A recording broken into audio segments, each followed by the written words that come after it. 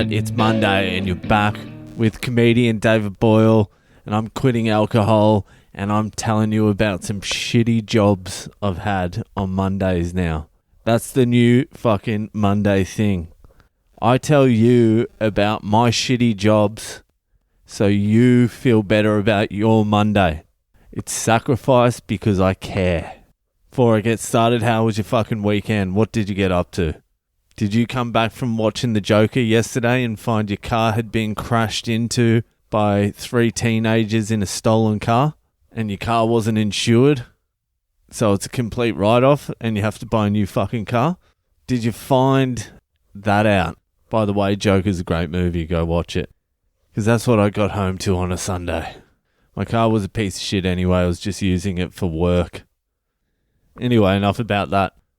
At the end of high school, I moved from Melbourne to Sydney pretty quickly. I had a girlfriend I had to get rid of, and I was drinking way too much. Even in my 18-year-old skin, I knew I was drinking too much at the time. So I moved from Melbourne to Sydney, and I knew no one in Sydney.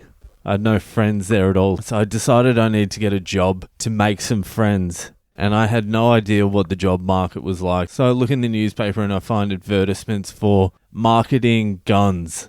And I had no idea at the time that marketing guns was code word for door-to-door salesman. We are looking for marketing guns, sales professionals, earning up to $1,800 a day. No experience necessary. I'm like, I have all of those things. I have no experience and I'm a marketing gun. Well, potentially I'm a marketing gun. So I started door-to-door sales. It was commission only. The first job I had was for Hannah Marketing, and I was selling Bridgestone gift cards, like Bridgestone tires. They opened a car servicing department and I was selling gift cards for the car servicing. And it was $89 cash at the door for a bit of cardboard. And the commission paid, if you sold 1 to 6, you would get $10 per card you sold. If you sold 1 to 10, you would get $15 for every card you sold. And if you sold 15, you would get $25 a card. So the incentive is to sell as much as you possibly can so you can earn some big fucking dollars. So if you sold 15, which is virtually impossible, I don't give a fuck who you are. Not even fucking George Foreman could have sold 15 of these fucking things a day. So if you sold 15 in a day, what's that? You would earn $375. But if you sold 6, you would earn $60. I went out there the first day and I sold 5 the first day. And they gave me a little bit extra. They gave me $20 a piece for selling 5. So I got 100 cash that day. And I was like, ooh, this might be something I could do. And I think that was my best day for the next 3 weeks. And if you've ever done door-to-door sales or any sort of sales, it's like a fucking cult. In the morning, they get you in for a pep talk and a quick brainwashing. How many doors are you going to knock on today? I'm like, 10,000. I'm going to knock on 10,000 doors. Because every no gets me closer to a yes. And people, you would see people, they would come in and they'd be enthusiastic. They'd be like, yeah, I'm going to knock on 20,000 doors to sell 8 cards. I'll do that. That's 18 hours. No break. Just knocking on doors. Hi, how are you? My name's David. I'm just down from Bridgestone. Yeah, Bridgestone just around the corner. Yeah, so I'm in the area today. I'm just slam. After about a month of that, I was earning no money.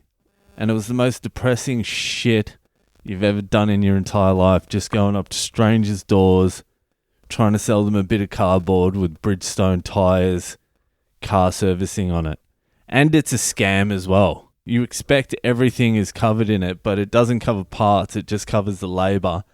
And then when you get there and do the servicing, they jack you on the fucking parts. So you would be at the door selling it, and it's like, so it's $89 for the servicing, no extra cost. And if you're really desperate, you just say, yeah, no, that's it. Yeah, parts are included. Yeah. It's $89. You don't have to pay anything more, you old bitch. Just give me the $89. so I can add it to my 2 other sales today. So after about a month, I was earning no money at all, but I had friends. It was all backpackers and rejects working at this joint. So we would just get hammered every single day because there's only so much rejection you can take. There's only so many doors getting slammed in your face you can take without a drink. I remember one dude was so fucking rude to me. I went and got drunk and I came back later that night when it was dark and just ripped up his entire garden. Every single fucking flower in his front yard. Fucking piece of shit. But I lasted there for 3 months. I did door-to-door sales, earning no money on commission for 3 fucking months. And by the end of it, it was just me and 3 other dudes who I'm still a little bit in contact with. We would go out, we'd knock on 4 doors, and then we'd be like, let's go for a drink. And then we'd just drink all day and then go door knocking fucking hammered. And it would just be a fucking laugh after that. Yeah, we're from fucking Bridgestone. What are you up to? Yeah, we're selling. Who cares? Don't buy it. We don't care. And we'd just be trying to make each other laugh at the door. Hammered.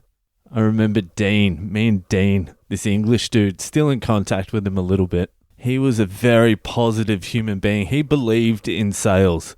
But after working with me for a month, he did not give a fuck. He was done. Me and him, we would get out there at 11. By 11:45, we would be hammered at the pub. So it was a fucking nightmare job, but it was kind of fun. I had no fucking money. I lasted 3 months at that one. And then I went to another door-to-door sales, which I'll fucking tell you about next Monday. Alright, that's enough. If you want to see my fucked up car, go to Instagram at Boyle Comedy. I'm at Boyle Comedy on the other fucking social media too.